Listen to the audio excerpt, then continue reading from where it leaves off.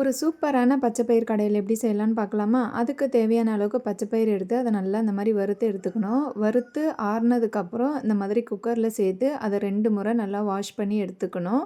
அதுக்கப்புறம் ஒரு கைப்பிடி அளவுக்கு பூண்டு, ஒரு பெரிய சைஸ் பச்சை மிளகாய் கிள்ளி இதில் சேர்த்துக்கணும். அதுக்கப்புறம் 2 மீடியம் சைஸ் தக்காளியை பாதியாக கட் பண்ணி சேர்த்துட்டு, ஒரு 1/2 ஸ்பூன் அளவுக்கு ஜீரகம், 1/4 ஸ்பூன் மஞ்சத்தூள், கொஞ்சமாக பெருங்காயத்தூள் சேர்த்துட்டு, இது எல்லாம் வேகிற அளவுக்கு தண்ணி சேர்த்துக்கணும். நான் ஒரு 2 1/2 கிளாஸ் அளவுக்கு தண்ணி சேர்த்துருக்கேன். அதுக்கப்புறம் குக்கிங் ஆயில் சேர்த்துக்க வேண்டியது தான். இந்த ஆயில் சேர்க்கறதுனால பருப்பு நல்லா குழைவாக வெந்து வரும். அதுக்கப்புறம் ஸ்டவ் ஆன் பண்ணிவிட்டு ஒரு 6 விசில் விடணும். ப்ரெஷர் ரிலீஸ் ஆனதுக்கப்புறம் ஓப்பன் பண்ணி பார்த்தா பருப்பு வந்து நல்லா வெந்து வரும். இதை வந்து ஒரு மேஷர் இருந்ததுன்னா மேஷர் வச்சு அப்படியே மேஷ் பண்ணிக்கலாம். நான் வந்து கீரை கடையிற சட்டியில் போட்டு அப்படியே கடைஞ்சி எடுத்துக்கிட்டேன். இந்த டைமில் நம்மளுக்கு தேவையான தண்ணியும் இதில் சேர்த்துக்க வேண்டியது தான்.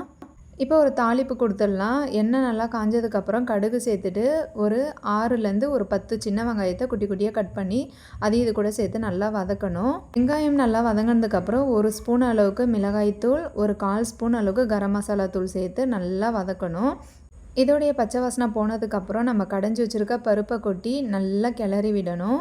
இந்த டைமில் நம்ம கருவேப்பிலை, தேவையான அளவுக்கு உப்பு இதெல்லாத்தையும் சேர்த்து நல்லா ஒரு கிளறி மூடி போட்டு ஒரு 2 மினிட்ஸ் அளவுக்கு கொதிக்க விடணும். இது நல்லா கொதித்ததுக்கப்புறம் ஃபைனலாக கொத்தமல்லி தழை தூவி இறக்குனா சூப்பரான கடையில் ரெடி.